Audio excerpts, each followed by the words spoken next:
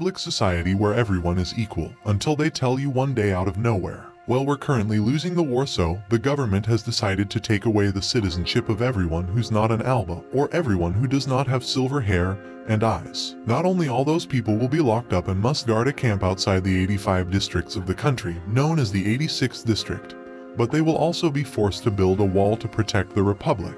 Yet, to make things spicier, those people will be forced to ride Juggernauts and fight for 5 years to get their freedom back. I mean, if they manage to stay alive.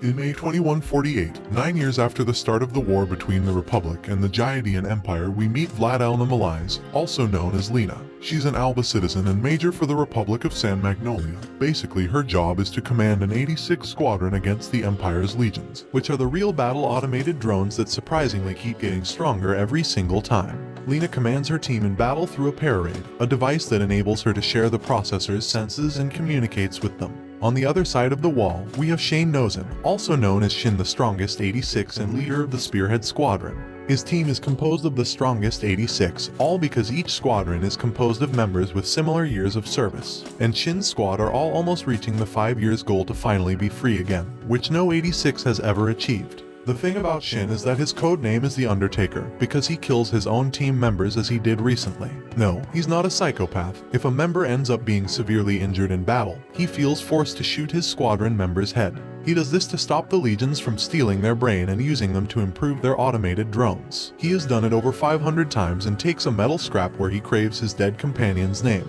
When he was a kid, he was almost strangled to death. For that reason, he can hear the voices of the 86 who were converted into Legion robots, which enables him to know when the Legion is going to attack them. Because of those voices, his previous commander committed suicide, since he could hear the voices of the dead. Therefore, Lena is appointed as his squadron's new commander. Don't get this Alba girl wrong. Unlike everyone else, she treats every 86 as a person, but yeah, it's the same as nothing because the rest of the Alba are racist pricks with a superiority complex who treats everyone as their slaves and calls them pigs. 1 week later, after introducing herself and talking to her new squadron, Lena informs that they will be attacked. She's already late. The squadron already knew about the attack and is ready to deploy. There are hundreds of legions against a few 20s of the 86, but that means nothing. Shin's squad takes advantage of the high ground and starts to open fire like madmen. The legion's robots' numbers start to decrease very easily before they can even realize what the scraping hell is going on. They manage to finally locate the 86 positions, but it's too late. They launch their missiles, but they can't even hit the 86 back. It's a one-sided battle. The Spearman Squadron's skills are far better than those automated robots. They easily dodge everything as they take advantage of the terrain and blast those scraps away, until they are forced to split up and retreat because of a long-range gunner-type scorpion fire. Lena tries to do her job and provide info, but Shin simply tells her she's useless. Any info she provides will enable the enemy to locate them. Unwilling to lose, Shin charges forward, deciding to solo carry this battle. He rushes forward, dodges some missiles, dodges their bullets, and jumps on top of a robot, shooting it into the junkyard. He jumps back to the streets, dodges more bullets, and covers himself behind some demolished buildings to avoid fire. He charges forward again and uses his Juggernaut's blade to cut the Legion's robots' legs and shoots at scrapyards. To dodge, he launches a cable and uses it to climb on top of a bridge. Jumps right down on top of one as the Legion's robots are confused and blast it, making the robots retreat away.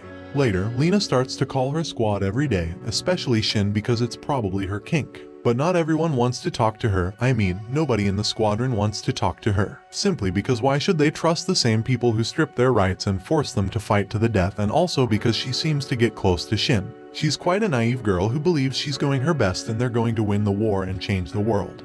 But for the first time since she joined, one of the squad members dies. She tries to apologize to the squad, but some of them start ranting at her for being like just another Alba who sees them as slaves and not humans. That's why she's hiding in the capital luxuries and not on the front lines. But her real sin is that she never tried to learn their real names and only used their nicknames. Lena ends up having an emotional breakdown, but she later calls them to apologize and asks for their real names. Everyone introduces themselves and have fun. Shin tells her his name and Lena realizes she knows his elder brother. When Lena was still a kid, her father took her out to show her how badly the 86 are treated.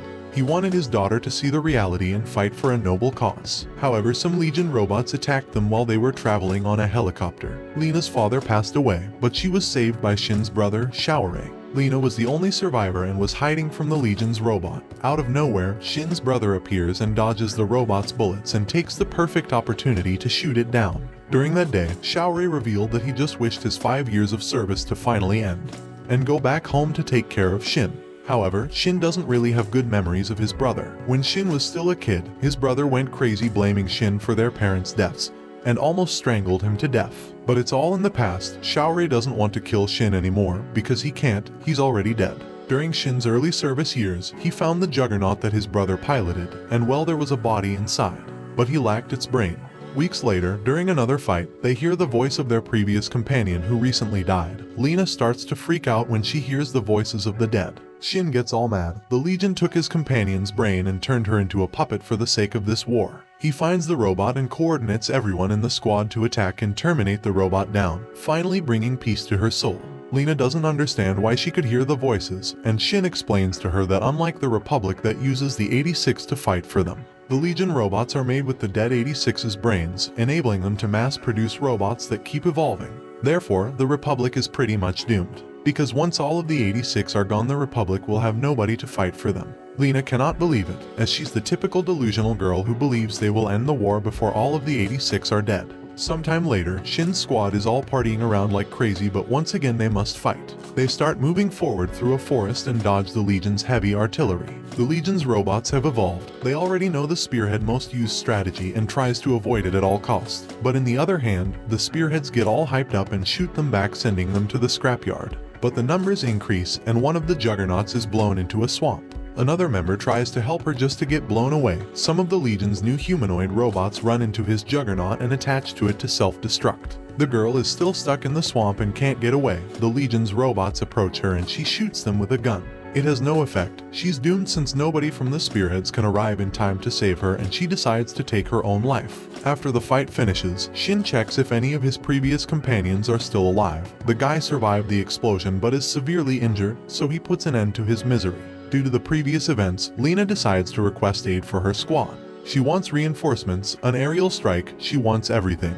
But she's simply denied. Days later, Shin's squad is ordered to investigate a place that seems fishy and smells like a trap. The Republic will do anything to stop them from being free and send their squad into suicide missions. It is indeed an ambush. The Legion uses long-range cannons to attack them from 75 miles away, wiping half of Shin's squad. From the original 24, there are only 9 left who manage to escape and stay alive. Lena once again wants to request reinforcements from the higher ranks because they sent new robots and resources, but they won't send new soldiers. The group decides to finally tell Lena the truth. They're almost finishing their 5 years of service, and the Republic doesn't care about their lives. They don't want them to survive. All those resources they've received aren't for them. It's for the next squad that will come to replace them after they get all wiped out. That's why the Republic decided to send them to that mission.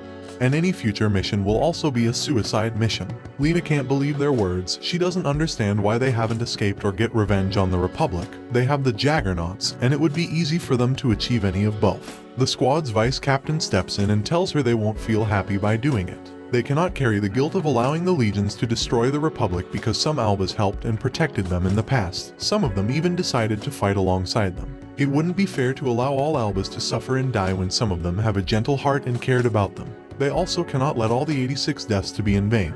They fought together, they lived together, and they loved each other. Therefore they must fight for everything it matters to them, even if it means running into their own end. Lena then decides to ask her friend's help, Annette, who works for the military research and development sector. Lena wants Annette to help her stop everything, but Annette is a typical Alba who pretty much says everything is doomed. Lena should only deal with it. They cannot do anything to protect the 86 since they're in this discrimination state for the past 9 years, and Lena's sense of justice isn't enough to change the whole Republican mindset. Lena still insists on helping the 86, but Annette gets mad. She knows they cannot change their country's mindset. She knows how Lena feels and tells that before the war, when she was still a kid, she used to play every day with an 86 kid. But people started to complain about her connection to an 86 kid, so she decided to reject the kid, saying he was just a dirty kid who will never be as pure as her kind. During that same time, her parents wanted to hide this kid's family because they were friends and couldn't see them suffer with this war. Annette as a kid pulled out the betrayal card and denied such efforts, allowing the kid and his family to be taken away to a concentration camp. Annette tells this is only proof that everything is rotten. Everyone is an accomplice in this disgusting society. Even the para-raid system is a device made from experiments on 86 until they die. After their argument, Lena decides to ask the general for help. But he clearly denies it because they cannot allow any 86 to survive. They know they committed a crime against them, a crime that lasted for several years. The only solution they have is the extermination of the 86. Shin finally hears his brother's voice. He calls Lena to tell her about it. But not only that, he's already planning with his squad to move and finally destroy his brother's robot. And if they manage to stay alive, they will escape and try to find a place far from the Republic to finally live a peaceful life, hopefully as the last remaining 5 members. They enjoy their last moments in their base and then move out to their final battle. They find Shaorei's robot and tons of other legions, their numbers just keep increasing every single time. This time it's 5 against hundreds, it's impossible for them to win. Shin suddenly hears his brother's voice, he smiles like a madman and starts to slowly move forward. The rest of the squadron starts to follow him, but the Legion starts a barrage of high-range attacks. Lena contacts the squad and launches an aerial strike with Annette's help. She finally decided to help because she found out the dirty kid that she cucked 9 years ago is Shin. All those years accumulating guilt and the desire to know about him forced her to help Lena. Shin is still fighting against his brother, trying to dodge as much as possible while trying to shoot it back on blind spots. Squad appears to save him, but it's just a distraction. Lena launches a missile towards their location. Shaorei wants to personally finish his brother off and protects him from the hit. Shin, who was unconscious from his brother's hit, flips his Juggernaut up, jumps on top of it, and shoots it down. His mission is finally over. His brother is finally resting in peace to his soul. Shin can finally cry while remembering his few sweet memories of them together. The last remaining members of the Spearhead Squad finally decide to get the hell out on their road to a peaceful and free life, but before they send their goodbye to Lena, who bursts into tears, telling her to not leave her alone. A few weeks later, after running away from the Republic, the group is trying to find a place to stay, but all they have managed to find are fights against the legions. They decide to settle in an abandoned school, but they all know it is their last night together, because Shin can hear Legion robots near their place, and there's only one Juggernaut remaining, Shin's one. As they move, he switches with a companion to drive the Juggernaut because he's bored. But he decides to go solo and leaves his squad behind. They wonder why, and he reminds them, the one who's driving is the one who has to fight. He jumps to the battlefield and dodges as many bullets as he can while taking robots after robots. He's a one-man army until an ultra-long-range cannon knocks him back. 2 more attacks come through, and Shin's Juggernaut cannot move anymore. Legion's robots approach him to take his brain. As he's about to be killed, his friends come out to save the day. Machine guns against robots, guess who wins? Exactly, they're all doomed. There are blasts everywhere, taking every single of his last 5 companions down, and the Legion robots are approaching to take Shin's brain. Days after the 86 left in their journey to freedom, Lena goes to their base, where she checks their living conditions and sees their farewell message, where Shin asks her to bring flowers if she ever finds their remains. Lena finds her motivation to fight and protect the remaining 86.